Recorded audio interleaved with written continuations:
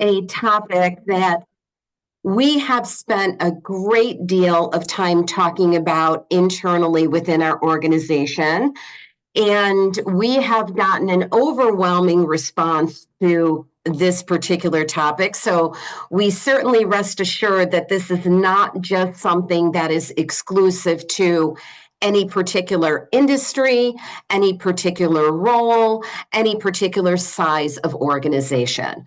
Why is it when I come in on Monday and I have all these wonderful plans and ideas of how I can be an impact performer, that by the time Friday comes, I'm left exhausted and frustrated because so little of what I hope to have accomplished was actually accomplished?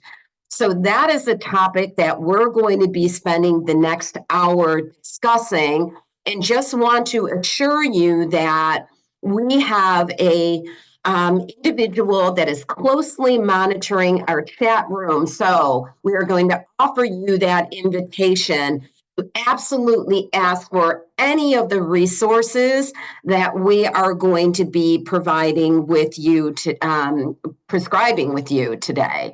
So happy to send out the recording if you need it. And please make sure that you are using the chat room for any particular questions, any particular comments, any resources. There's a variety of things that we're going to be using that particular tool for this morning. So just a brief overview for those who are or are not familiar with us. We are a third generation company that is really about all things people, whether it be the identification or recruiting, right to succession planning.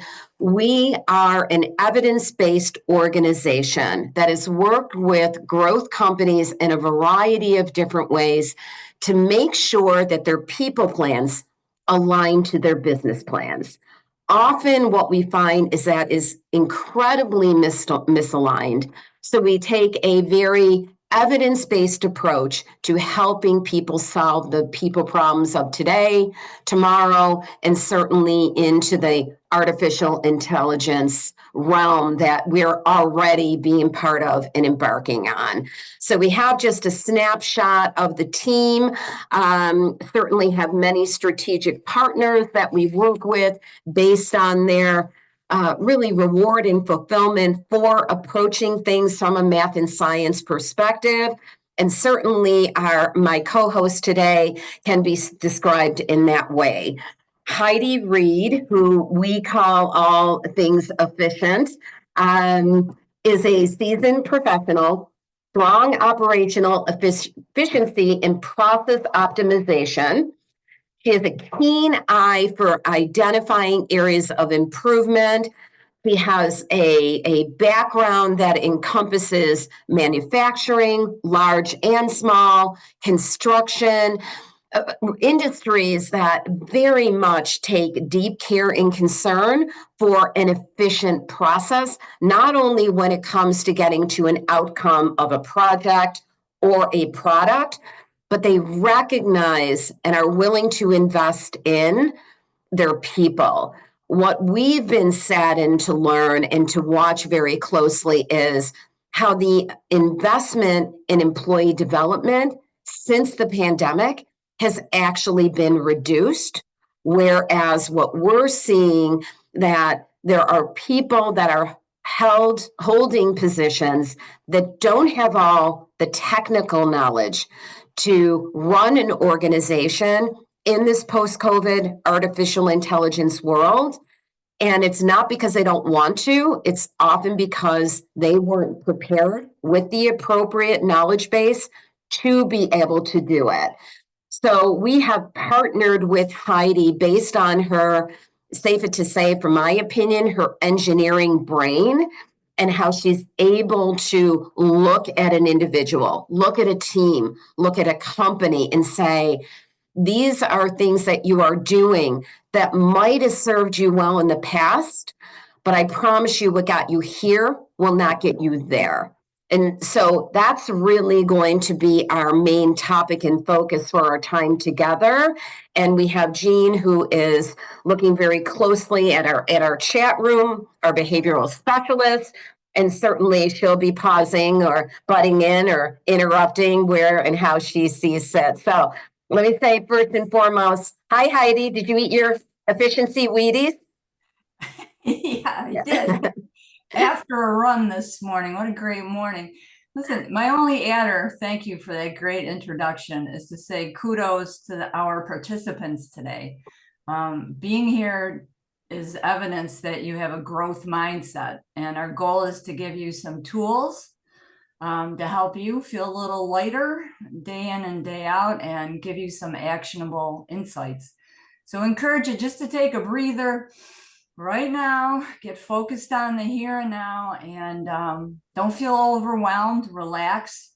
We'll provide you any support you need coming out of this, and just challenge yourself to find one actionable item and try it on. But we'll put a bow on that towards the end, Joan. So thank you so much. Thank you. I love that. I very, very much appreciate that add-on. So what we're going to do is we're actually going to be kicking this off with our poll question. And we'd love to have the participants be able to answer this in a manner of, what's your biggest time management challenge? Is it interruptions? Is it procrastination? Is it meetings? Is it email overload? Unclear priorities? We just very much would like to kind of get a sense from our participants what it is that they're seeing, and seeing how it aligns with certainly the work that we've been doing as far as time wasters and inefficiencies are concerned. So right now they're starting to come in, Jones. We're going to give it a few more minutes to allow individuals to respond to the poll. Sounds wonderful. And I know we still have people coming in, so we certainly won't get the full picture, but like any evidence, this is a great way for us to be starting out here. Yep, in just a few more minutes. Not even a minute, couple seconds we need. Okay, we are at 100% participation, so I'm going to end the poll. Okay, perfect. And then we're going to share the results. Perfect, thank you.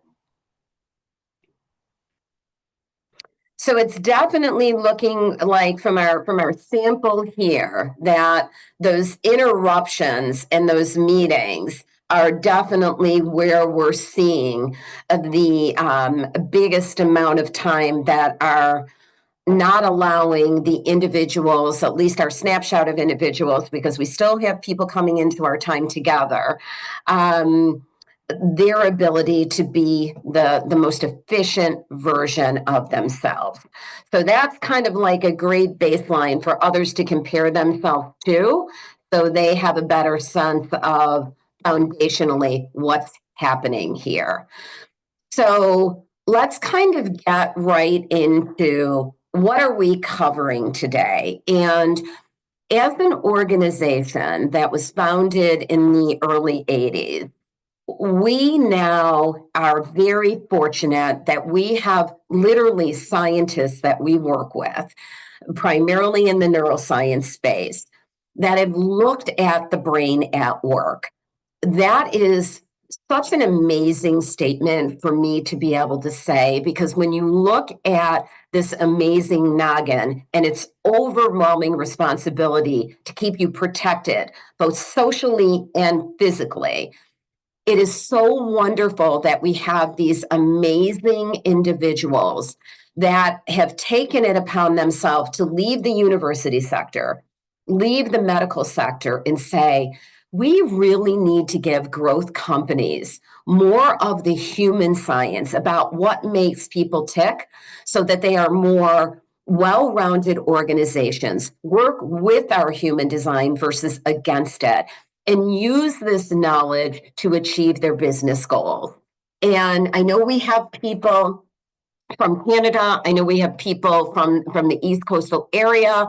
So some of you will be familiar, some will not. But Wegmans is just a great example of an organization that went on this process a decade ago, where they spent countless hours, days, months, even years, looking at their internal customer from 15 years old to 71, and really getting to know the different generations, what made them tick, how could they collaboratively work together so that they could be brought to this ultimate outcome, which in their particular case was to take their footprint and move it outward from Buffalo, Rochester, Syracuse, start pushing on the east coast of the country, down into the southern region of the country.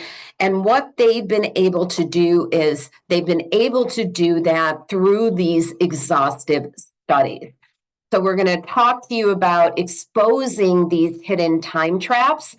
And then to Heidi's point, it's always nice when you're spending an hour with an organization or going to a webinar or a podcast that you get some type of tool by which you can use in moving forward. And then we're going to talk to you about these overarching goals, these 3 pillars of time efficiencies, so that you can be walking away with a sample, not a New Year's resolution, which is often why they do not work. For the brain, it's just too much information coming at it at once. It's too big of a commitment. The brain much prefers bite-sized pieces and letting you try and experiment in that manner. So we're going to talk about those 3 pillars and give you some tidbits by which to try as we're moving forward. So we always like to talk about, where are we starting? I always say to my counterparts, I always say to my strategic partners, what are we starting with? And if you are seeing symptoms of things that are happening at work, often we tend to fall prey to just talking about these symptoms. Why isn't Jack getting his work done? Why isn't this leader been able to go to the next level? Why is it that we're in meeting after meeting after meeting after meeting, yet nothing ever seems to get resolved but the date for the next meeting? And so we want to share again from a brain-based perspective that often what is happening is we as a species are a pattern-making machine. And we use those patterns to literally go throughout our daily activities with. And what happens is, because there's so much part of our DNA, so much part of our habits, we hold on to those, thinking that those same activities are going to move our business forward. And what Heidi and I have seen is that firsthand, the pattern of meetings have become one of the worst offenders of inefficiencies, to the extent that we are really encouraging the organizations that we're working with to start redefining even what is a meeting, and maybe even considering getting that out of your vocabulary, throwing that to the curb, and starting to call things what they should be called, so that you're more focused on what the goal is and what the outcome is and what those next steps are. And where this really became apparent was when I interviewed a group of leaders in Silicon Valley, and they very rarely use the term meetings. They literally called what they were doing that particular title. So if it was a new product strategy, if it was a merger, if it was a huddle, whatever it was, everybody in the company knew what that meeting signified. And the results of those get-togethers were completely different than what we're seeing in other areas within the country. So Heidi, I'd love to get your thoughts as we're kind of looking at this baseline of how we kind of fool ourselves in thinking we're going to these meetings, and guess what? They're being impactful or effective. But I think from our poll, although a small sample size for the amount now we have on this call, what's your thoughts on that? I'd love to get your insight. Absolutely. I was not surprised by the data, right, from our poll today at all. But like meetings, the phrase should, like you said, gathering. Why are we pulling people together, right? You really need to poke at why are people coming together and get grounded in the why, right? It can be, we'll talk about some of those reasons why, but sometimes it's just fear of missing out, right? We've talked about that. And there's a meeting after the meeting. There's a symptom. Why are you having a meeting after the meeting, right? Really challenge yourself of why are we bringing people together, right?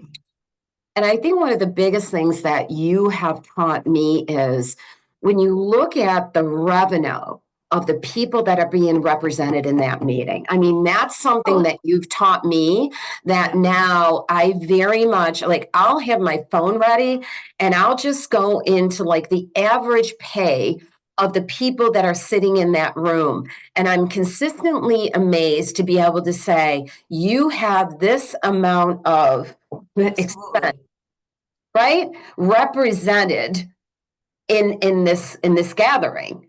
Yeah, if you look at to take one example that you and I did together was say you bring 10 people together, right? And it's a meeting of once a week and it goes on for 50 weeks a year, and the average burden rate around that room, etc.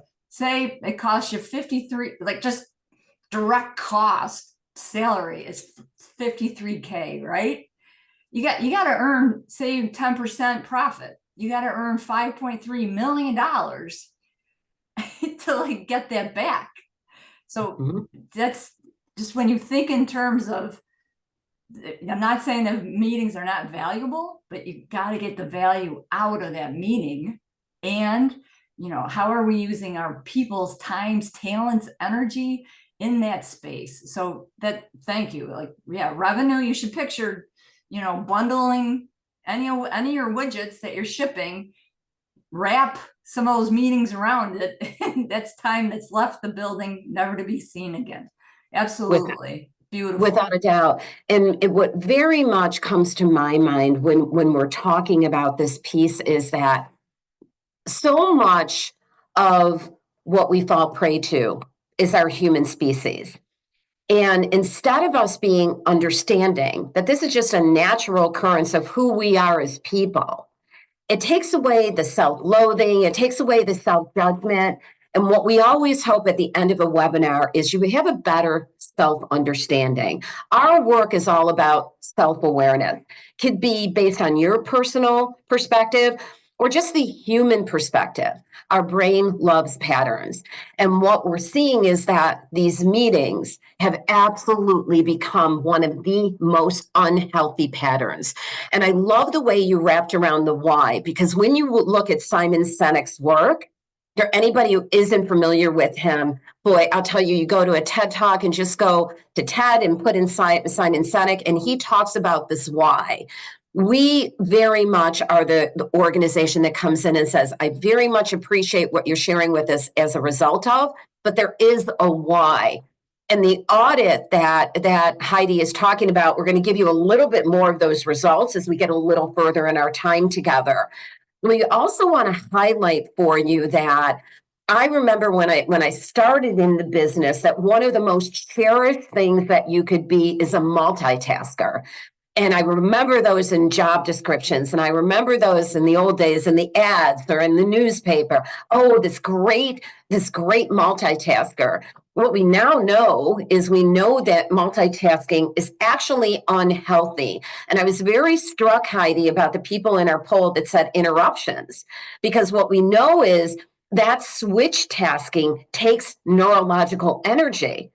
So again, we don't even think about the time that's wasted when we're asked to be going through this switch tasking, which is why that word planning, what Heidi and I have definitively found in just the brief time that we've been working closely together, is that planning is absolutely positively the missing ingredient. People come in and work incredibly hard, but the job runs them. They do not run the job. And we are seeing the cost, and this cost that we're talking about here is absolutely across the board, from a small organization to a Fortune 50. This is happening. This epidemic is absolutely happening everywhere. And so the more that you can get in front of this, the more that you can become aware of this, especially in this poetic time of year with 2025 so close. There's so much that we could be doing here and now. Any add-on thoughts to that, Heidi? No, we'll get to the meat of it when we get to a few slides in here. Awesome. Thank you. So visualizing, this is a term that we've heard used a lot in professional sports. And, again, people look at our noggin and have a lot of opinions about our human design that, very frankly, science has completely debunked at this particular point. So imagine going to a medical institution and getting a recommendation about care from a decade ago. You would never do that. You would want the latest and the greatest opportunity for you to heal in whatever way is required. So visualizing, especially at this time of year, where would you love to be as an individual? Would you love to be more in a coaching perspective versus a hands-on perspective? Would you like to be more efficient? Would you like to feel more purposeful at work? Whatever your visualization is, I strongly encourage you to consider that as you're looking at this 2025. And then we really brought it down into more of this micro goal about what would you do with this extra hour? And we're going to challenge your patterns to ask yourself, does it mean that you have to be doing something? Or is it where we don't spend enough time even reflecting, even literally mind wandering into these areas that tap into this neurological greatness that we don't even think about or consider because we're too busy doing. And so getting kind of like that visualization of what would you do with that 1 hour?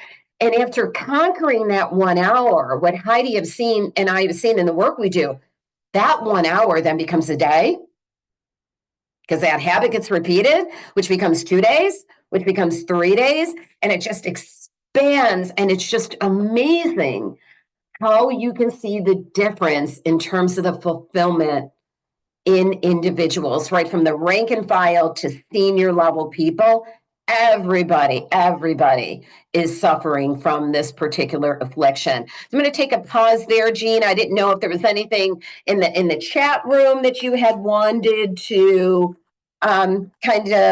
expand on. Happy to. Love to share. So I think everyone's very intently listening to your presentation. I am prompting them in the chat room to feel free to share their thoughts, any questions, especially when it comes to that extra hour. What would they do with that? I'd love to hear their thoughts. I gave some examples of, maybe I'd work on strategy with that extra hour because I never feel like I have enough time to get on top of that business. Maybe I'd go for a walk during the midday to be able to kind of get some exercise and my blood flowing. And the other one is, maybe reach out to that extra customer that could result in a revenue. So I kind of prompt them with some suggestions, but I love to hear the chat participants' thoughts. Okay, that sounds wonderful. So as we kind of continue, I want to, again, look at this more from a human perspective, because I'm going to go out on a limb and believe that if you attended today, you're feeling some type of overload. And what I want to make sure that you understand is that if, like any other overload that you've experienced in relation to your particular body, maybe it's been an overload of stress. maybe you decided that you want your arms to be buffer and you've done an overload of too many arm exercise. Anything that stretches you beyond your capacity, I'm asking you to give thought and consideration to. Because as we go back to our archival ancestry, we were never built as a species for this cumulative stress. We were built for fight or flight. There's an issue that can cause us harm socially or physically. That's what we were built for. And if anybody's a hunter on our call, the deer best represent what we were built for. In that, if they hear something while they're eating, their head will perk up, they'll look around, they might spend a little time, but they'll immediately go back to the practice of that nutrition. Whereas what we're seeing in the workforce today is that stress depletes so much of what your potential is if you aren't able to get that under control.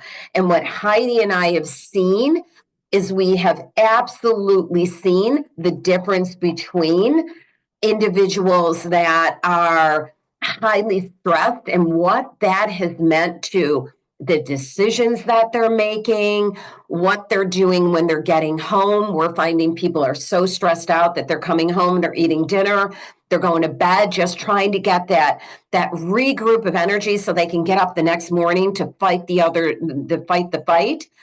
Whereas if you would start thinking about and prescribing to more of these opportunities to understand, have you ever thought about when is it your best time of day?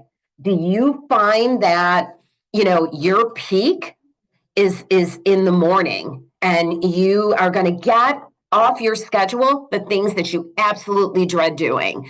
Have you found out from your team that you're not participative enough and they need your coaching or your guidance? And you particularly, you've got so much to do, but you don't enjoy that. Again, it's your peak time in the morning. All right. Do you find you hit another peak in the afternoon? Maybe 4:00 is the time to do a day end huddle for yourself, others, whatever the case may be. So recognizing what are your peak times, because as much as we think we're like Superman from morning till evening, that's a scientific impossibility. And being able to plan your schedule around that just makes such a difference for efficiencies for sure. So Heidi, I don't know whether you want to kind of expand on that so that you can kind of give a little bit more insight from your perspective. Oh, absolutely. The part of individual awareness is key, right? And following your own, learning about yourself first, becoming aware of your own patterns, and then do what you can to design your day accordingly is wonderful. Another point regarding the noise level, right? The being able to make good decisions, be at your peak. Whatever we can do together, organizationally, structurally, to get upstream and start bringing that noise level down for each other day in, day out is going to make for a better person, make people feel lighter, more refreshed, and also contribute to that organizational performance. So right on the mark, Joan, absolutely. And another interesting point about the survey that we had with the interruptions in meetings, right? Some of that's noise, but the interruptions right there, how much of that can we control? And we'll give you some ideas for what you can, steps that you can take to help control those interruptions and maybe even your participation in some meetings. So great, thank you. Beautiful. And as an expansion of that, Heidi, when we certainly set the foundation by having people better understand that we are just a pattern making machine. We're just going to be getting the same output that through the course of our lifetime has led us to a particular role within a company. And guess what? It's worked, but it's absolutely gotten worse. And in the research that you and I have done, it has moved to such a point that there isn't even an obligation to have an outcome of a meeting. Right? Like it's become almost a societal norm that we have these meetings. One of my family members just told me about a meeting, and I swore that I said, this is an episode of The Office. There is no way that this happened within your company, your international company. There was no way that this language was moved during the course of that particular. And she said, I kid you not, this is what the outcome of that was. And therefore, people are working nights, they're working weekends, because there has become this acceptance. And you have to go back to your why in terms of how does, especially if you're in a leadership capacity, maybe even going to a meeting makes you feel better, makes you lower your blood pressure, makes you think like, I can see my team.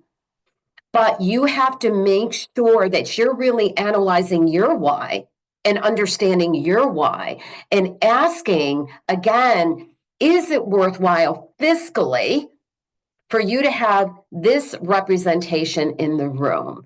And is there an agenda that we should now be looking at that very much redefine this particular word and activity? Because if you're setting this pace, your people are coming into this meeting with the same pace.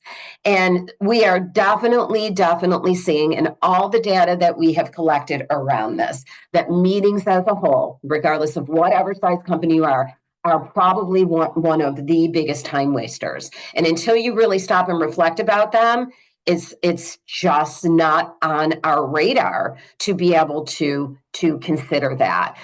I love lean manufacturing. I love this initiative and how it very much has been thread into our DNA, but it consistently boggles my mind. I was at a succession planning series yesterday afternoon, and it just absolutely boggles my mind that the entire conversation for that succession planning meeting was about operationally, how do you do?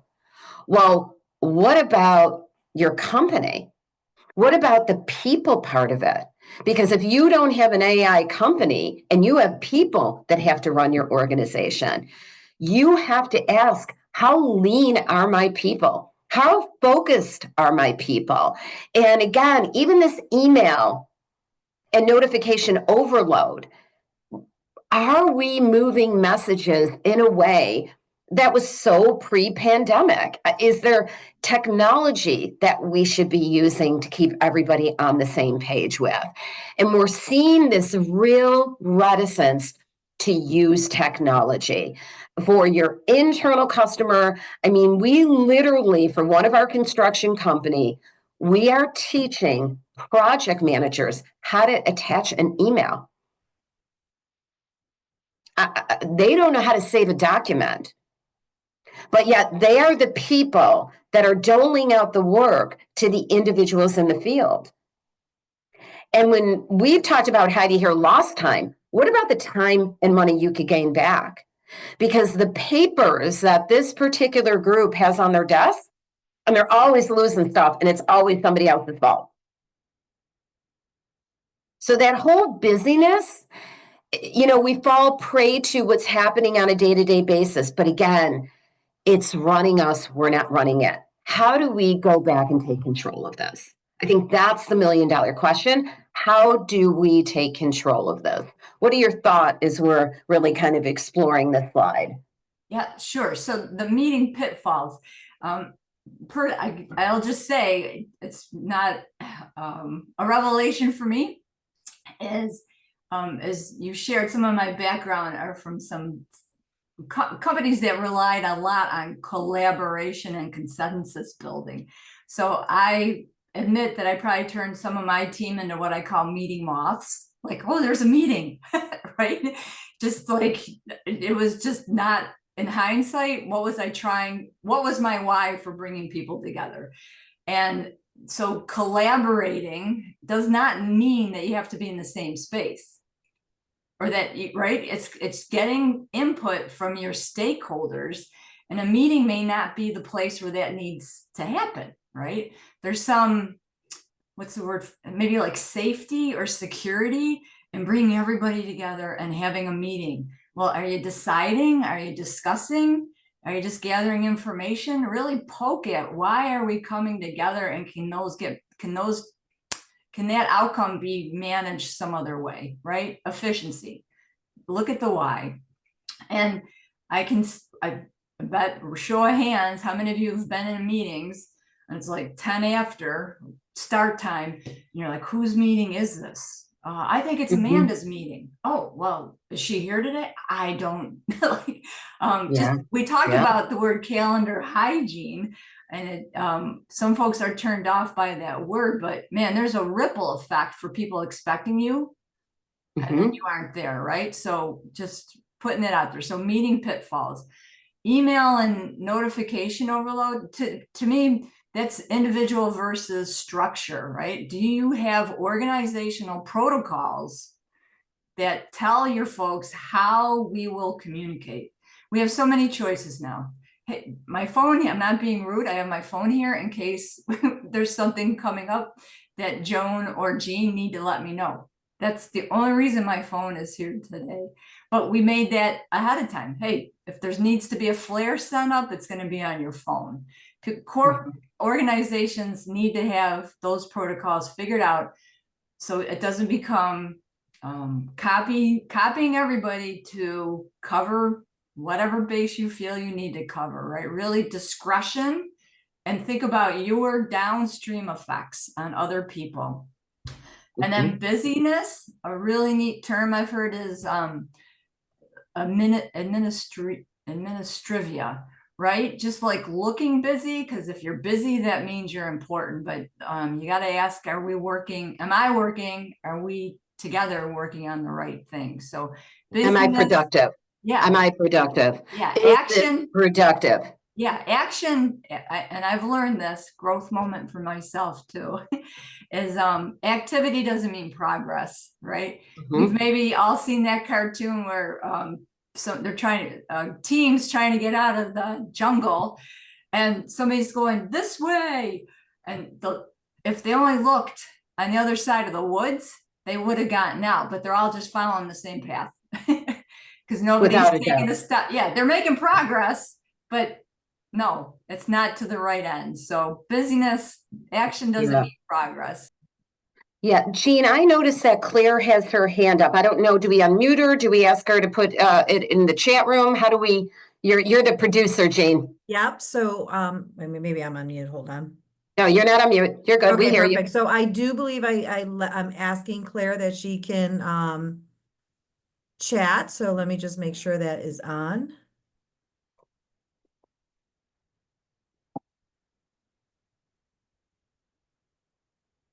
So I'm going to ask her to unmute. So Claire, hopefully you can unmute yourself. There we go. Hi, I'm sorry. I was raising my hand in response to the question. Raise your hand if you. Yeah, sorry about that. That's great, Claire. You got that blood flowing. That's the important thing. Awesome. I love that. All right, that's great. I'm sorry, but communication breakdown right there, Exhibit A. Right. What's our protocol? No, Heidi, because we're agile. So Claire's doing exactly. She was our precursor to this. All right, which again is more of. I am challenging people to understand that what you've saved over the course of your lifetime now becomes your personal Google. And I'm asking you to consider if it is still accurate information. We are consistently updating our phone. We are consistently updating our computer.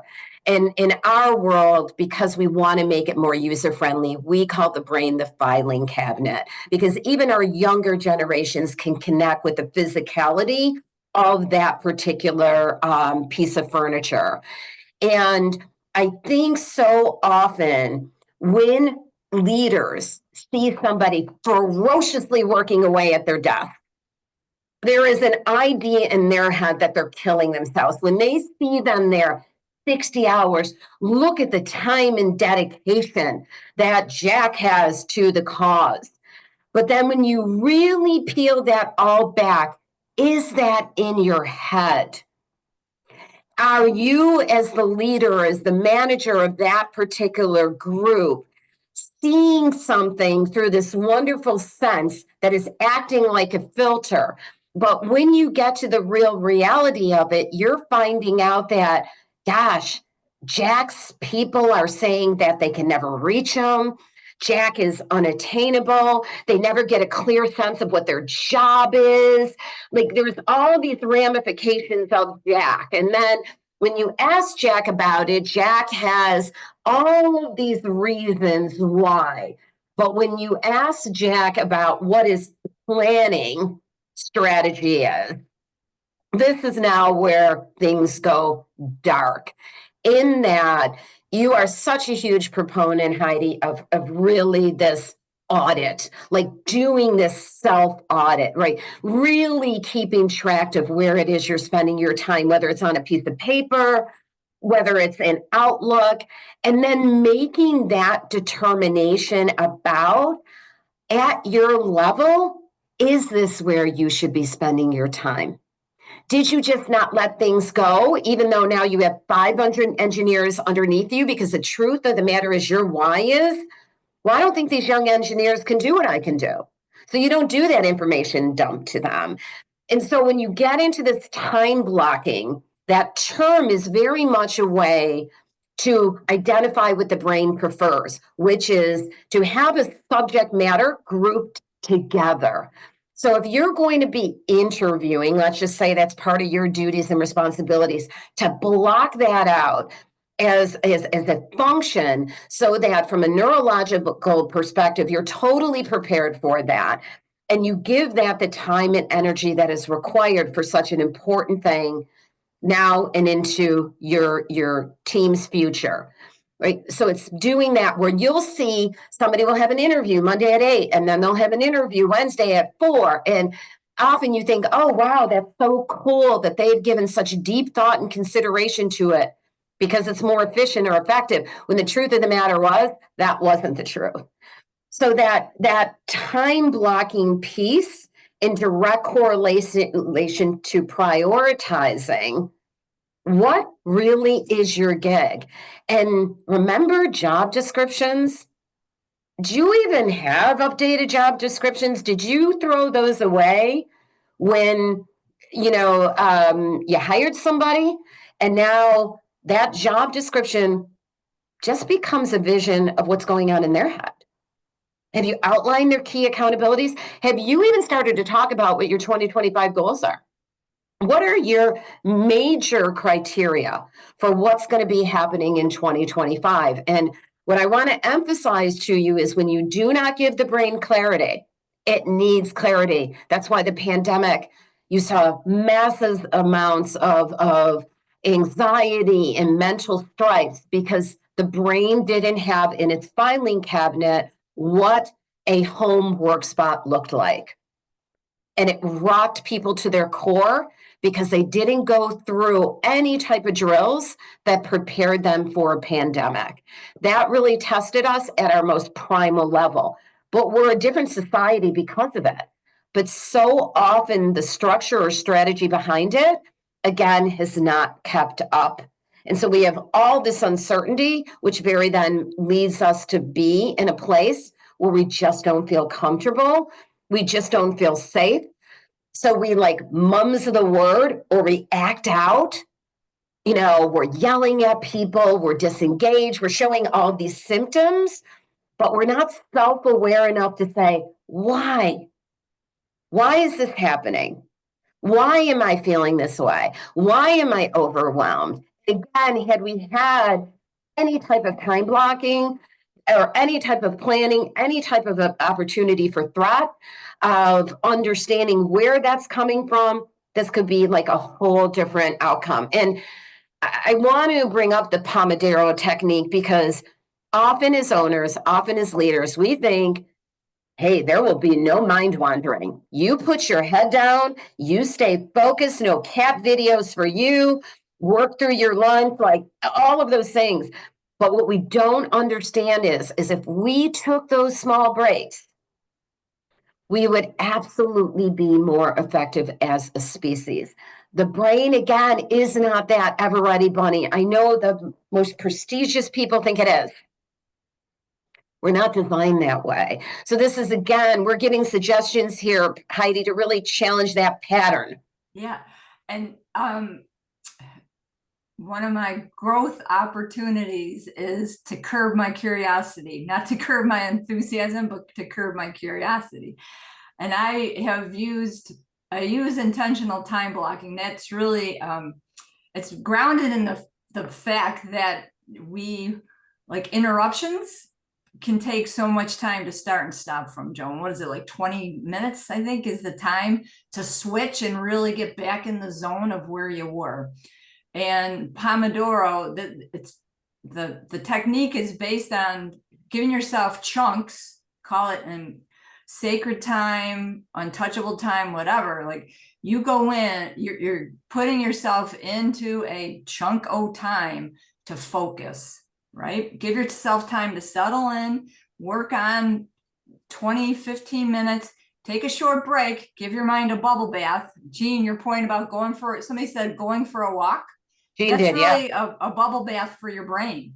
Yes. It recharges it. Wonderful. Or a Red Bull, whatever works for you. And then make it a manageable chunk. It initially was like 25 minutes because people didn't want to get freaked out that I'm going in for 2 hours, right? That was just like, no way. Start small. Again, that's just an idea.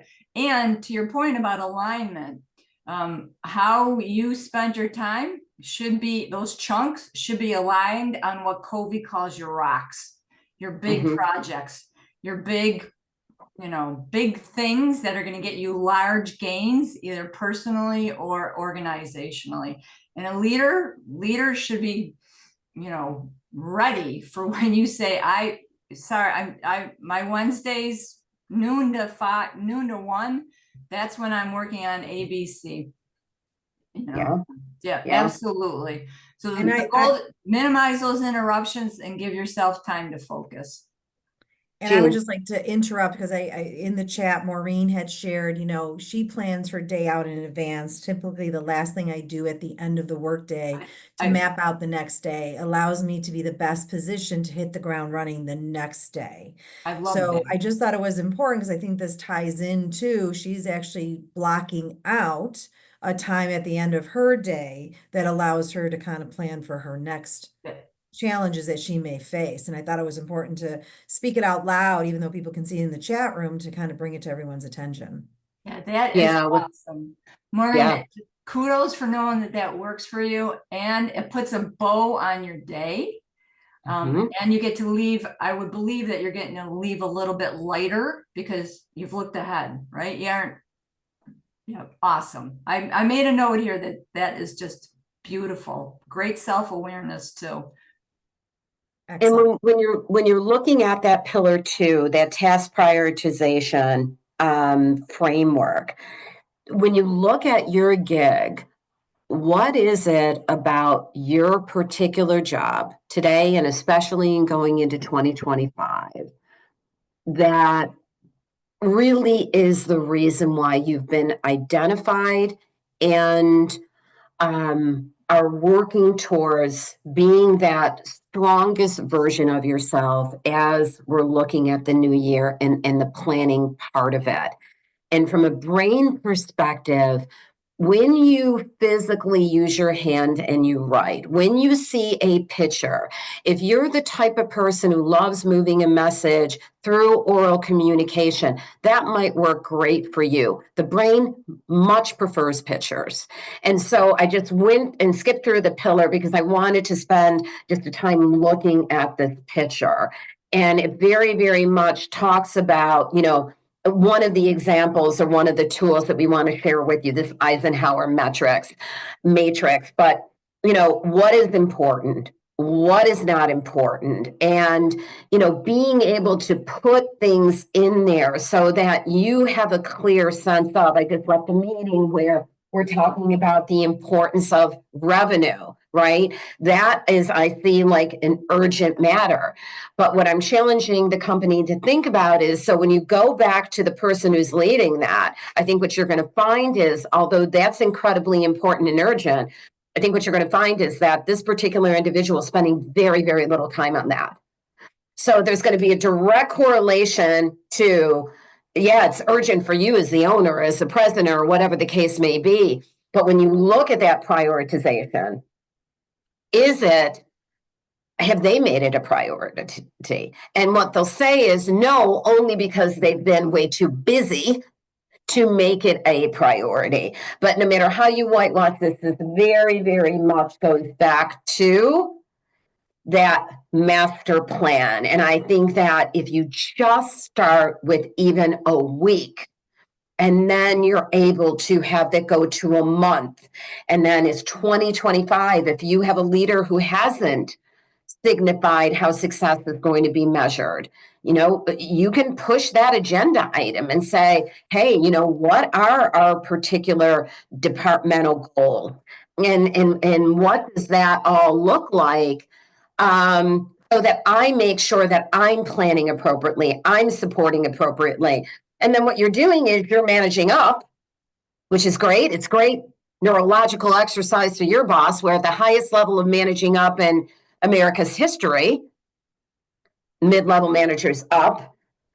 And then it really allows you to feel good about what it is that you're accomplishing. And, that's why our company starts with self-awareness, because we have people that can be incredibly motivated by a harmonious environment, want to be a coach, want to be collaborative, want to be empathetic.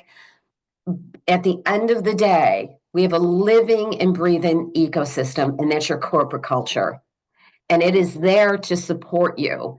And if you are doing things within your role that are not supporting that overarching corporate culture, although not intended, but that's a result of it, then you have to be given thought and consideration too. Heidi and I exposed in one of the clients we were working with that there was 3 senior level leaders on in a meeting that only one leader was supposed to be attending. But because of the competition between these 3 particular gentlemen, they were not, it was like them nudging themselves to get into the meeting because they were not going to not be at that meeting. Even though AI had been introduced to take the appropriate notes, to make sure that they were informed, they could have read the notes from AI, that could have given them a high level view of what happened. They could have had a quick huddle with their team, but they would rot in that meeting for a couple hours and then, get to a result where had they just said no, having those courageous conversations with your direct reports, with your boss, and saying, hey, you know what? This doesn't make good sense for us. But you might say, like, hey, this is all good in theory, but our culture doesn't promote psychological safety. And I work for a tyrant. And then guess what? It's very difficult. Again, there are ways, and certainly we cover that in a myriad of different training that we offer. How do we meet somebody in the middle, work emotionally intelligently to meet somebody, bring them towards us versus pushing them away? We have a high-level executive who joined our in-house training yesterday, Jean and I, and she shared how she always felt like she was under personal attack. And now through the training, she realizes that that's the cold she shouldn't be catching from these people. This isn't a personal attack. It's the way they move a message. But she was interpreting it that way. So having that courageous conversations with the other attorneys to say, when you come at me in that way, I can't think. I think another courageous application, and even that we have to use that word courageous to do it for a judicious no. You get approached to help with something, or you get another adder because you're the go-to person, right? To be able to say, wonderful, would love to help you, but no, at this time I cannot. Let's go have a discussion about where I can liberate some time to be of service to you, right? Heidi, we got a fabulous question. Awesome. I want to make sure we have time for it. Fabulous question. So what if everything is urgent? All right. Now, behaviorally, we know where that's coming from. If anybody is familiar with the DISC profile, we know that that's a high problem solver, and those high problem solvers, everything is a fire. You got all sorts of things going on at the same time, right? And that person from their personal Google that's saying to you, everything is on fire, they truly in their head believe that. And if you're delivering that message to somebody who's a processor, from a social brain perspective, that could absolutely light up and be incredibly harmful to your psyche. So how you can lower the blood pressure of that person where everything is urgent is to manage up or manage across and respect the fact that they are coming from that space. So if we identified a person who had some type of outward appearance that they needed extra advocacy around, so let's say they were missing an arm and we saw them coming to a door and we opened it for them. You have to think about that in relation to the brain. I know that, it gets such a negative rap if anybody has any type of normal mental strife. We're just all human, folks. So the more that you can meet a person in the middle, and normally it's a goal. So it's around a goal. Jack, what I heard you say is being able to accomplish this goal is incredibly important. Is it safe to say, let's get this covered, make sure we do a great job from start to finish, and then those other things that are urgent, they're going to fall into place as we're looking at this project plan. Anytime you work around a goal. And another organization that very much is into the growth mindset that Heidi, and I know it's frustrating to hear if you're a Buffalo Bills fan, Sean McDermott has been extensively schooled in the growth mindset. If you listen to him, you will hear him say, we're not there yet. We've learned from this. I know as a city that desperately wants the Super Bowl, that can be incredibly frustrating, but you will see how they use learning as a way to improve, not as a way to feel stupid. And neurologically, that makes a huge, huge, huge difference. Because when Heidi and I finished our audit of that one organization that we talked to you about, where they were spending literally, when we got done with the audit, this is all at the highest level of the organization, they were spending 9 hours a week on their job. 9 out of 50. 9 hours. Their week was so littered with meetings. 9 hours a week. Could you imagine interviewing for a job and saying, we're going to give you X amount of dollars, but you've got to figure it out in 9 hours? That's how much they were truly spending on their gig. And that was literally going through, looking at their Outlook calendar, doing extensive interviews. And then what you found when we listened very intently to their direct report, they were so disengaged. They were so misconnected. Goals weren't being achieved from the business perspective. So even though they felt like this total disconnect, even at their senior level, they weren't able to wrap around what actually was happening there. That was such an eye-opener for them. And it was such a huge sense of relief, similar to, again, if you have a medical issue and someone says, you got this, right? Jean, kind of bookending this as we're kind of looking, I see that the chat room's been active, and I just want to make sure we're in the final couple minutes. I want to make sure that people certainly know that anybody who wants to enter for an opportunity to get like a team stress test, which again, from a self-awareness standpoint, is just an amazing tool. All you've got to do is enter your name, your email, and then we go through the scientific basis of literally drawing it from a hat. It's so scientific. Yep. Yep. Sorry, it doesn't get more low tech. I'm just being completely transparent with you. Yep. So, Yep. Jean, I want you to be the person who kind of closes it out. And certainly everybody will know that. Jean, if I could trouble you to make sure that, again, our contact information is in there. So anybody who wants to ask for the recording or anything along those lines, they have a few minutes to jot that down.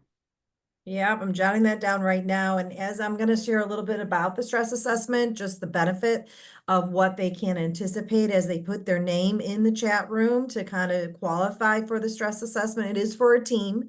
I wish individuals could participate, but unfortunately, it's more of a team assessment to kind of gauge where that stress is coming from. So it's used as a diagnostic tool. But before I go, I think it's important. One of the participants asked, there's a glamorization around overworking these days. And, would like to kind of feel how everyone's thoughts are about overworking and burning the midnight oil and staying until the job is done, and wanted to know if others view that mindset as toxic. And I'd like to kind of get your thoughts on that in regards to this participant's asking that. It's not as important to her to glamorize overwork than it was years ago. So she was just wondering, does others see that as well, or is this just a toxic thought process? I think that's a great question. We can certainly take a minute with that on the chat room. We committed to 10:30. Anybody has to jump off, we certainly, understand that. But I think the fact of the matter, I'd love to see that kind of come up in the chat room. What I can say to you is, let's just go back to how we bookended this. Leaders, often older leaders, baby boomers, have an idea of what work looks like. It doesn't look like that anymore. That is their pattern, all right? And trying to, pull that pattern out of their cold, dead hand is very difficult. So what we do as a human, we minimize somebody. We minimize the generation. I am so sick of this millennial XYZ, how they all think. Like, I have a company that's considering a merger, and I got to tell you, these young minds are these guys are amazing. And they're just so misunderstood because they don't fall into the pattern. This is an old-fashioned belief. And I'm telling you, if you're having to work a ton of hours, there's something wrong with the why. There is something wrong with the why. There is a lack of planning. I just feel better if I see you with the lights on. There's a lot of things. I want to see the difference between productivity. It's just like everybody coming back to work. Why do I need for you to come back to work? Let's really get to your why. And most of the baby boomers that I've interviewed said, I want to see them. Okay, so you need to look at them in order to calm your nervous system. That's what this is really about. So I think that lack of balance is very, very much about people's inability to give up control and realize that this post-COVID workforce is incredibly different. And the new generations, through technology, we are at the highest level of entrepreneurship because of these younger generations. And it's often because they're so out of touch with what the anticipations are from this younger workforce. Giving them a focus, giving them a channel, giving them an idea. I mean, the neuroscientist team, we work with these, how old is Eric? 34? Yeah, I would say he's about there. Yeah, I might have had him 34 forever because I've had me 44 forever. Could be that. Okay. Very true. It works. So yeah, any updates in the chat room that you'd like to share before we sign off here? No, just really good stuff. Would love a next session around the neuroscience around procrastination. So that's a really good topic for us to kind of explore going forward. There's a scientific why for that, Jane. Yep. And I think because it was a quick ending, where even though some people didn't put their names in the chat room for the drawing, I'm gonna extend the drawing to be able to kind of like have more insight around how cool this diagnostic tool is to really uncover where the stress is coming from different levels of titles. So it's like demand. So the balance between job demands and your team's ability to manage them, right? And they'll get a score in regards to where their team, when it comes to that portion of the stress demand. And there's 7 factors. So I'm going to. All right. Yeah. Well, we're really into it. Could we kind of just highlight this in an email? Because we've got everybody's email. And then if you could kind of send more context around that. Yeah, that would be wonderful. That would be great. It's been a pleasure. Thank you so much for joining us again. Don't hesitate. I'm on LinkedIn. Jean's on LinkedIn. Heidi's on LinkedIn. Please don't hesitate. Again, happy to share the recording. Please feel more than free to reach out. We're happy to answer any questions we can. if you just want to, start with self-awareness, get yourself an assessment, we can certainly talk about that. Again, here for all things people, but just keep in mind, we're not AI. We're just plain old folks. And often what you self-judge yourself for is just being normal. So have a super Friday, everyone, and enjoy your weekend.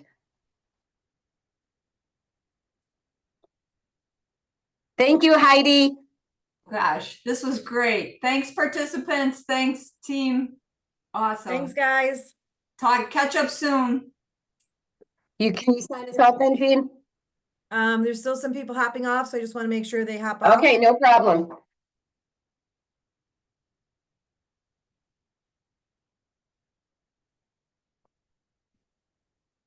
Okay, we can sign off. Perfect. Thanks so much. Thank you. Thank you. Talk soon, Heidi. Absolutely.